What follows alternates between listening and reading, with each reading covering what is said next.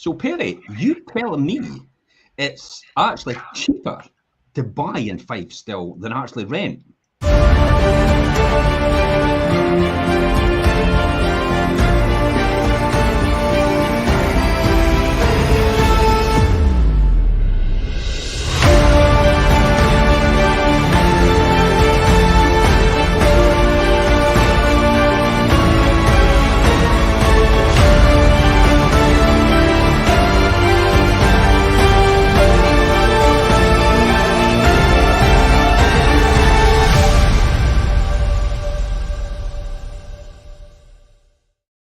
Buying versus renting.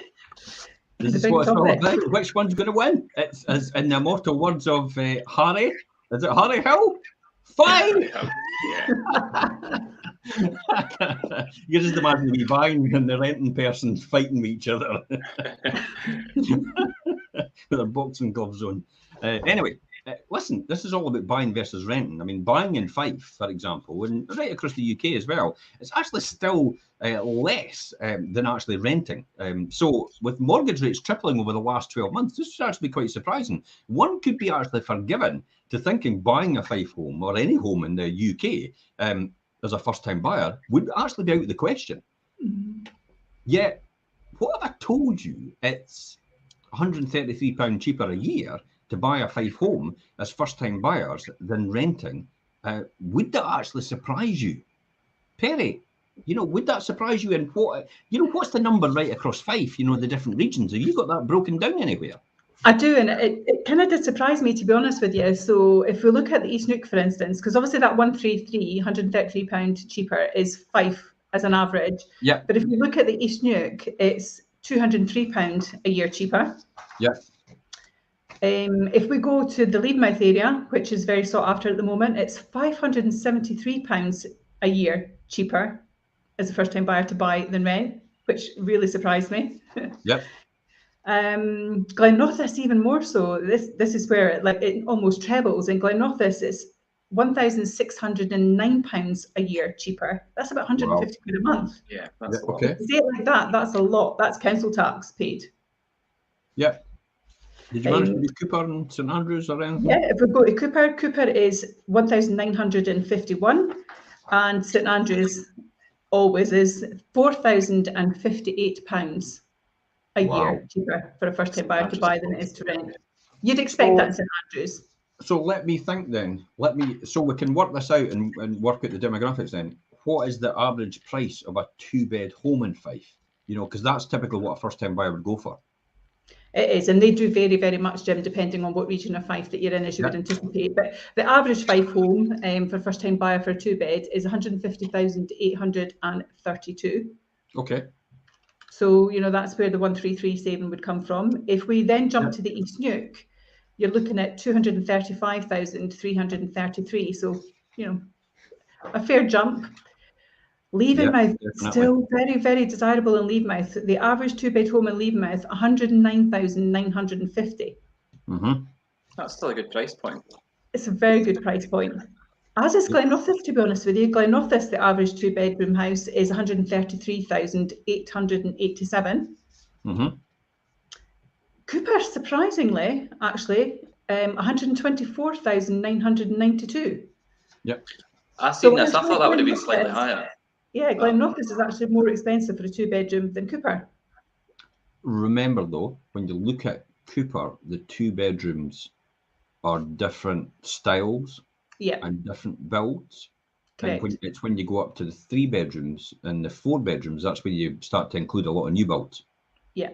Which are actually a lot higher in terms of price point. Exactly. And this is the trade-off. This is the trade-off between, if it's more new built, it will be a higher price point because the building regulations and the standards required and the energy efficiency and the what they would want is a higher quality finish and in terms of energy efficiency, in terms of environmental impact as well. So that's why the cost of a new build is significantly higher than the cost of a resale. So that could say a lot, because in the areas like Leavenmouth, there's not been a lot of new builds in Leavenmouth really in comparison to the population of houses. And the same goes for kind of Glenrothes, But again, Glenorthus is 2-bed is round about that price point, but none of the new build house builders they're not building 2 beds, they're building 3 beds and above. Yeah, exactly. But that's a typical entry level. That's kind of typical entry level first time buyer house. And the Cooper, as I said, the Cooper area as well. What about St Andrews? Yeah, in St Andrews, the average 2-bedroom home is 328,214. So double the cost and more than Fife as an average. That surprised me. That definitely surprised me. But it doesn't surprise me to a degree, because a 2-bedroom ex-local authority flat is about 230 to 250. Now, so when you look at it, that an ex-local authority flat, and then you bring it up to the house, a house would be significantly more. But then as well, you look down at Alan Robertson Drive, you look at Jamie Anderson Place. These are typical ex-local authorities. They're selling for really good price points as well. They're selling for about the 260 mark, 250, 260. And that's just the price of an ex-local authority flat, which is further into the town and near the town centre for the student market. So again, it's all about the mix, and it's about the mix, and it's about what area as well, especially in St Andrews. You think St Andrews is the same price point all the way through, but it's a completely different price point when you go up to Law Head and Hepburn Gardens and places like that, as opposed to up at Kilrymon. Exactly. I think, as you say as well, it's a mix of what it is, the type of property it is. If it's new builds as well as just the whole compliance piece, Jim. You've also got that finished article for people as well, where they're move-in. There's differences between move-in condition as we would know it, and that for someone as well is quite appealing, isn't it? Yeah. So if the monthly home ownership, a cost of a Fife home, for example, including the mortgage payments and property maintenance and insurance bills, it comes to round about 600. Well, that's just roundabout. Exactly to the penny, because we've calculated it, is £663.93 per month, compared to Richard, you had said a £675 per month rent for the same house to rent, and that's where the differential of the £133 extra is the difference between the 633 and the 675 multiplied by the 12 months for the year, and that's where the 133 came from. What have you got it broken down into areas as well? Yeah, like I say, obviously the 675, that's Fife as a whole in comparison to, excuse me, the 663 and 93 pence. Obviously for so to be quite specific, and I'll run through obviously the areas. So we'll start obviously Cooper area. Expenditure there would be 572.46 for, this is all your expenses all in for a Cooper home, obviously if your monthly expenditure when you're buying. In comparison to rental for the same property, which would be £735. So that you can see the difference there.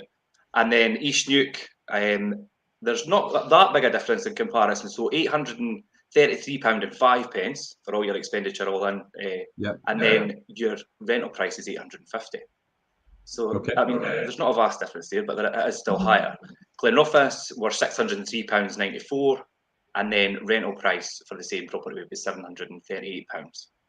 Leavenmouth, there's not a big gap there either. There's £519.21, and for the same property rent, you're £567 for the rental price. And then St Andrews, expenditure on a St Andrews house, all your expenditure and things in there is £1,291.84, and rental you're averaging about £1,630 for the same property rental price. So the rental prices are higher in terms of expenditure, but why do you think the rental prices are higher in some of the particular areas? What drives that market? There's different factors that affect things in different areas. Obviously, St Andrews and East Neuk and things are obviously vastly different from Leavenmouth and Glenorthus and things. And rents have risen over the last 2 years, and that's obviously tipped things in the balance of the favour of homeowners and things. But there's, I mean, if you're in St Andrews, obviously the student pressure up there, that's really driven things and driven the price point in St Andrews up quite significantly in the last couple of years. East Neuk has always been a popular area, and price points always been higher there in terms of sale and rental as well. But that's been pushed up as well for people moving obviously into the area with, I think, lockdown and things. We've seen it on the back of that. East Neuk areas and things really become even more popular than what they were before. Yeah. I'd love to hear anybody's comments on renting versus buying, by the way. So if you're tuning in and you're listening in, please feel free to make some comments about renting versus buying. Which one you think is actually more preferential at this point in time, and possibly the reasons why you might actually think it's more preferential. I mean, I'll also could I just yeah. Sorry, I was just going to add another area where I've seen changes is Glenrothes.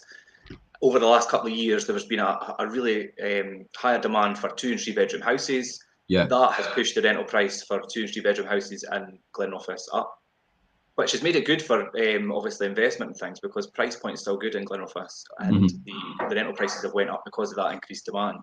So you're seeing it as they're good investment potential in that area as well. Now, would it be fair to say that in the last couple of years, kind of rental prices have actually rocketed in some areas, which has helped tip the balance in favour of homeowners? They have. I wouldn't say Fife is. I mean, obviously, rental prices have went up. I wouldn't say they've skyrocketed as a whole. I mean, obviously, they have went up. Some areas, I think, more than others, have went up considerably more. Although across the board, rental prices have of course increased, and we're all aware of that. Yeah. I mean, what we've done in these calculations, it was based on the average first-time buyer mortgage with a deposit of 23%. I mean, that's been the average of the last 2 years for first-time buyers nationally, according to the register the registers that you get for the property prices and that, and the split that they actually do, because they do analysis every single month of that. So the industry recognised amounts recognised amounts on maintenance, property maintenance, and insurance bills as well. Yeah, I thought 23% seems a bit high for first-time buyers. Yeah. So I thought what would it cost for a smaller deposit at 10%? So I think before we answer that about the smaller deposit at 10% then, and what that would cost out, before we answer that, I believe the buy versus rent argument is more than a simple pound notes question. Yeah. Let me expand. I mean, renting a home in Fife has several advantages. What advantages do they have, Richard, renting a home in Fife? Yeah, and I think this is where I wanted to cover, because if you look at the figures, and like you say, it's not just down to the pounds. In terms of pounds, renting is more expensive than it is to obviously own. As we broke down the expenditure and look at what it costs to rent the same property.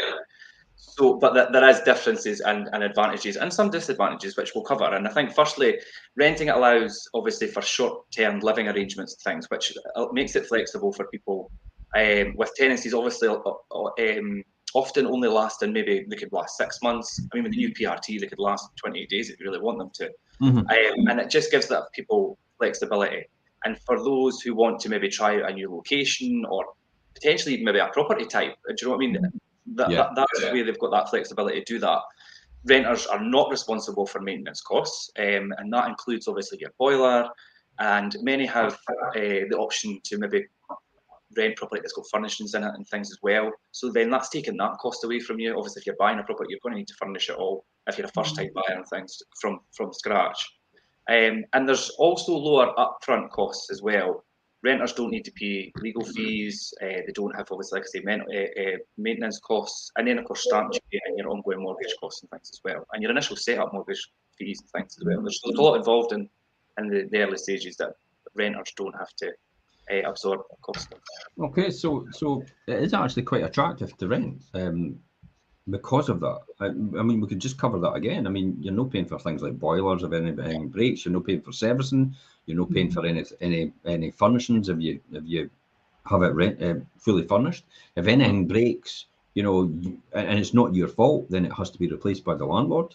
So you've not got that responsibility. Plus all the maintenance costs as well for things like roof, gutters, downpipes, sanitary fittings, cookers, anything, I suppose, it could go wrong in a property. They're also, and you quite rightly, you said there, Richard, about the upfront costs. The entry and exit costs are actually very, very minimal to renting, whereas they're horrendous when you come to buying a property outright yourself. But there's got to be some disadvantages in Fife then. Or in renting in general, there's bound to be some disadvantages.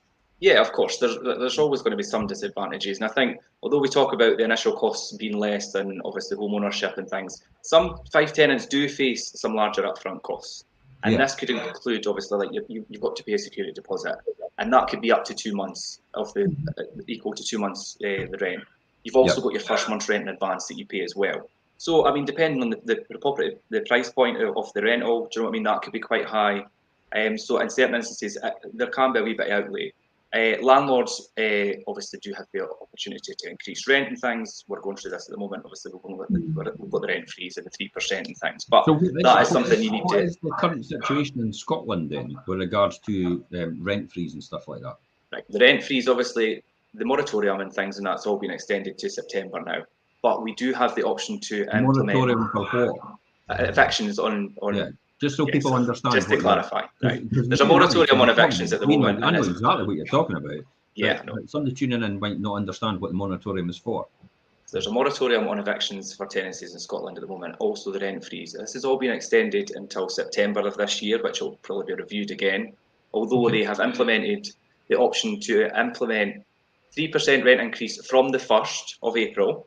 Now that has to be done by a written notification to the tenant and 3 months' time, and then you could implement that. You can do 6%, but you need to demonstrate that your costs and expenditure has increased in terms of your mortgage, your insurance, or factor fees, or something. You need to obviously provide evidence of that to rent service in order to do a 6% increase. But 3% is allowed with the proper written notice from the 1st. And the 6%, I believe, just correct me if I'm wrong, is only based on if your costs have increased in the last 6 months.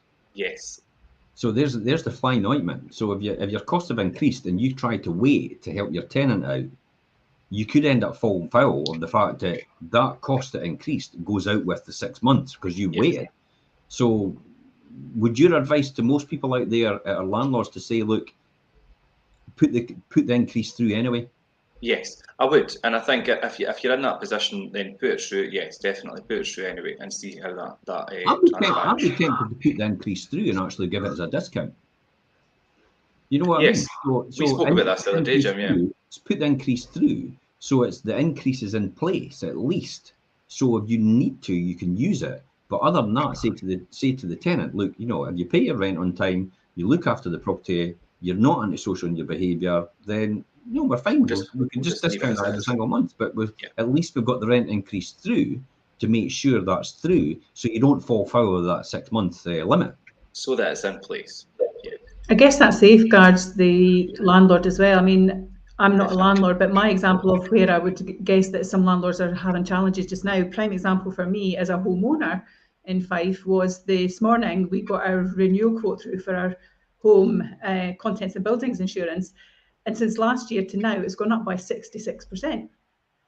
That's a big jump. Wow. That's a big. I mean, obviously we're going to do homework on that because we're not going to go with 66%. But actually, is that the kind of increases that you're talking about? So actually, if it's in the last 6 months, if it's getting their renewal this morning, it gives them that opportunity, I guess, to have more flexibility. Is that what you're demonstrating here?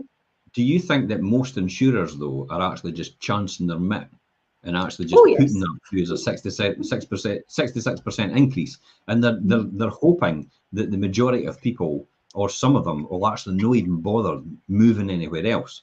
Because I was just going to say, that's what they rely on, isn't it? They just rely on you not moving, and then the next minute, after maybe 2 or 3 years down the line, when you actually check and you're thinking, oh, but heck, I can get this for half the price. Yeah, that's what I was going to say. That they'll roll that out, and the majority of people won't check and just let it keep running and won't change or review it. Yeah.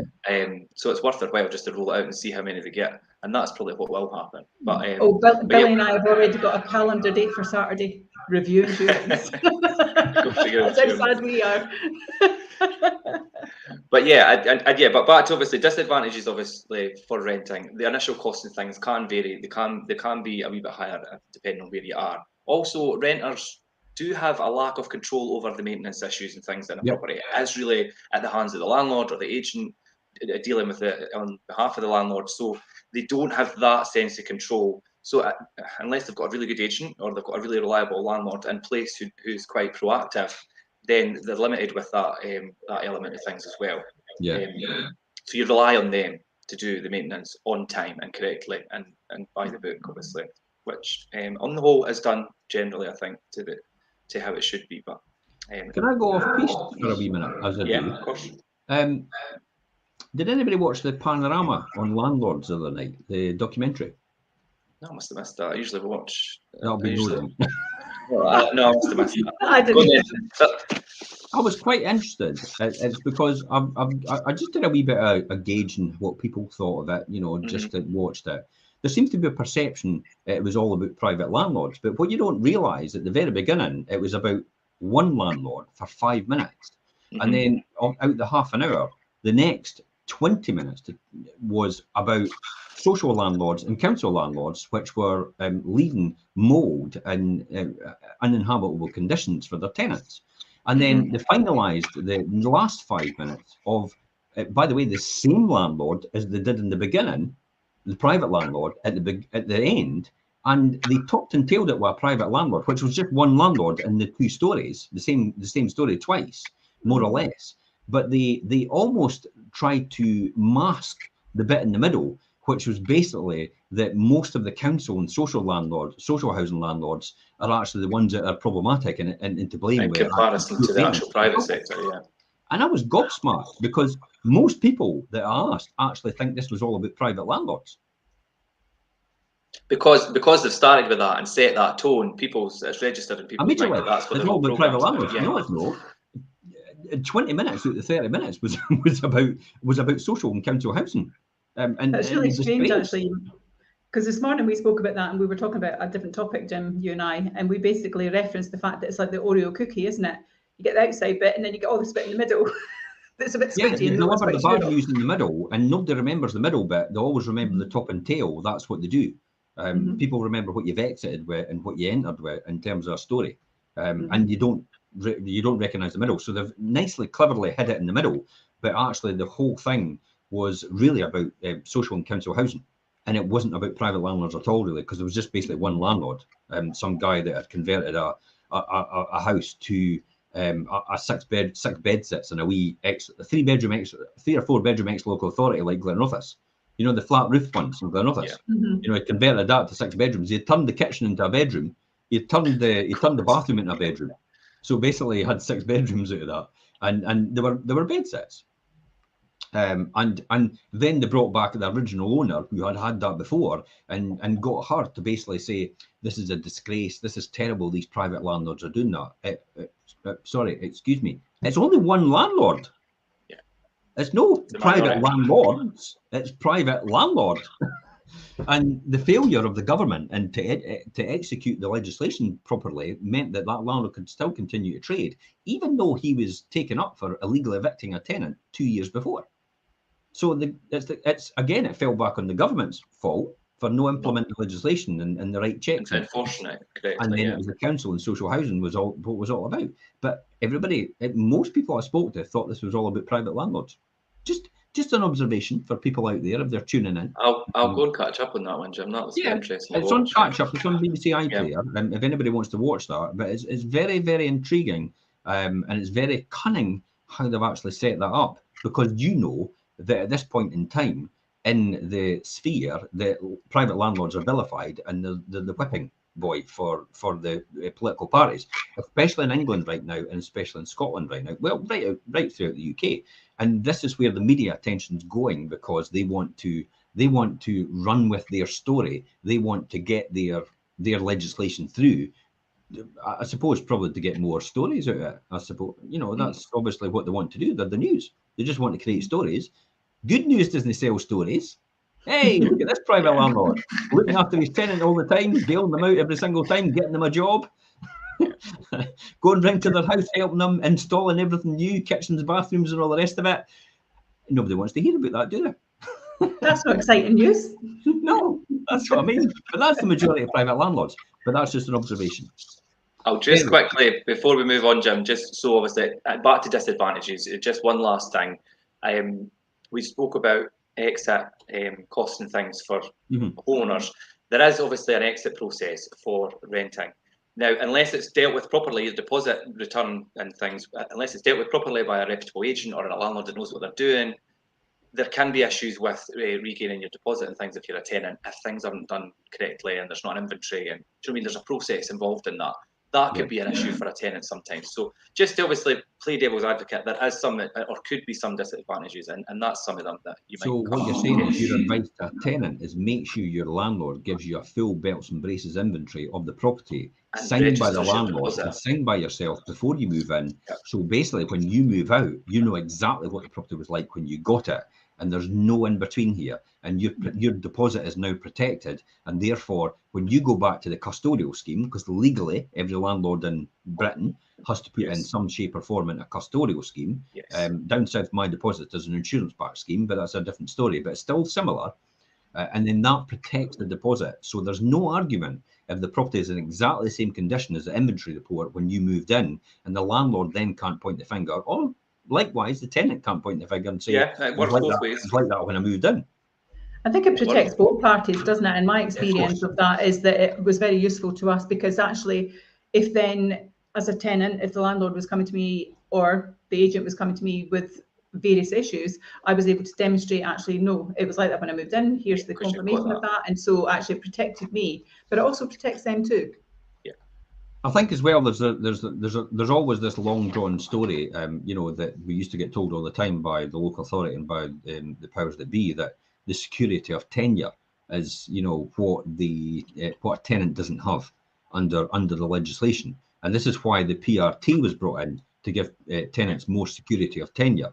And the landlord could potentially sell it. That was the difficulty. So on the other hand, owning a Fife home or any home provides long-term security and the ability to decorate and control the maintenance as well, even though mortgage interest rates have more than tripled in the last 18 months. See how you could say that? They've tripled in the last 18 months. You could probably say they're probably, 0.25% they've gone up. So in the last 18 months, they've maybe more than tripled, to be honest. But it sounds frightening when you say tripled in the last 18 months. But base rates are only at 4.25%. So mortgages are still comparatively low compared to a long-term average. And let's not forget, homeowners can benefit from property price increases as well. However, saving for a deposit can be difficult. We've got to admit that. And homeowners are subject to the housing market and price fluctuations. They must also pay mortgage and legal fees and must foot the bill for any repairs. So let's be frank, both renting and buying a home or any Fife home have advantages and disadvantages. I mean, renting offers short-term flexibility and lower upfront costs, while owning provides long-term security and control over your maintenance costs. It's important for individuals to carefully consider the financial situation and their personal preferences before actually deciding which one they want to go for. So let me look at first-time buyers who have a 10% deposit. Perry, how much more expensive is it to buy a home in Fife as a first-time buyer with a 10% deposit than rent? Yeah, so it kind of varies actually throughout Fife. Overall, the average, it's more expensive for first-time buyers to buy with a 10% deposit than renting, up to £1,119 on average throughout Fife. Okay. But it does vary depending what locality that you're in. So if we look at the East Neuk, for instance, the East Neuk is 1,750. So a bit of a jump there. Whereas actually, when you look at Leavenmouth, it's only £339 a year more expensive. Yeah. If you then go to Glenrothes, it is 498. And if you go to Cooper, it is 913. Yep. And the big jump, St Andrews, 1,334. You got Glenrothes? Yeah. Mm-hmm. It's quite interesting because it's low. As the deposit decrease, it's actually obviously getting borrowed, so the borrowing costs are higher because the property price is higher as well. So that's why these numbers are bigger. Yeah. When we break that annual figure down, though, you said for the 1,119 for Fife, more expensive to buy a Fife home with a 10% deposit for a first-time buyer than actually renting. when you break that figure down to a monthly figure, it's £93.24 a month. With all the advantages mentioned, and we've just mentioned it now, is it still worth it to buy your own home in Fife? Well, it is. I mean, we've seen there that there is advantages financially to do it. We've talked about the secure advantages of it as a person in the long term. But I think really the answer is individual to each person, isn't it? Because it depends on their circumstances. We talk about that a lot, don't we? Each individual circumstance really depends on whether or not one option is more viable than the other. I think if you're looking for short term, then renting is better. If you're moving to a particular area, or you're only going to be in there for a short term, you're not getting those purchasing and exit costs that you would with buying a home. So I think it really just does depend on each circumstances. But there are advantages and disadvantages in both camps, I think, isn't there? Yeah, absolutely. Richard, what's your conclusion on this? What to conclude? Yeah, I very much agree that we've looked at the figures, and I think obviously you look at it in the pounds, then homeownership does look to be less costly, but I think it has really got its advantages to be renting, depending on your individual circumstances. I mean, whether that's you want the flexibility, you don't want the responsibilities of obviously maintenance and upkeep, or do you know what I mean, or do you just want the availability to maybe move or stay somewhere for a certain period of time? It's really based on what your circumstances are and what your living situation is, dictates that you need to be doing at that time and that place and time. It also differs with an area within Fife as well. You see price differences, like from St Andrews to Glenoffice and Levenmouth and things. So it is quite varied, and depending on your circumstances, renting may be better or maybe home ownership. It just depends. Yeah, I mean, whether it's worth buying a home or renting in home in Fife does depend on exactly what you said on the personal circumstances. So while owning a home can offer security and the stability, this is my sort of thoughts as well, kind of on the same lines. It's important to consider the fact is financial situation, long-term goals, and what you want to do for the future. Are you going to be around in the same area for the next 5-10 years, or do you intend just to move in the next 2 years to another area, or potentially to another property straight away? So the entry and exit costs are going to be proportionally higher than it would be for renting. And then when you think about, if you own, you take the risk the price could go down, so you can take a hit on that as well. Where if you don't, you've got no risk involved in that if you're renting. So there is a big difference, and there is huge advantages to either one, depending on your personal circumstances. But before deciding, take time to ask yourself the right questions and weigh up the pros and cons carefully, though. By doing so, you can ensure that you make the best choice for you and potentially your family for the future. I mean, these are my thoughts. I'll be interested to hear everybody else's thoughts out there. And that's us, guys. Thanks for coming on the show. Thanks for coming on, Perry. Thanks for coming on, Richard, and everybody else for tuning in. If you're playing on catch up here now, you're wanting to ask a question, stick something in the comments if you want. We'll answer it later on, or you can just message us direct as well on the post, and we can answer that as well. Or if you want to do a private email, just send it to info@fifeproperties.co.uk. And until next time, guys, it's bye-bye from us. Bye. Take care.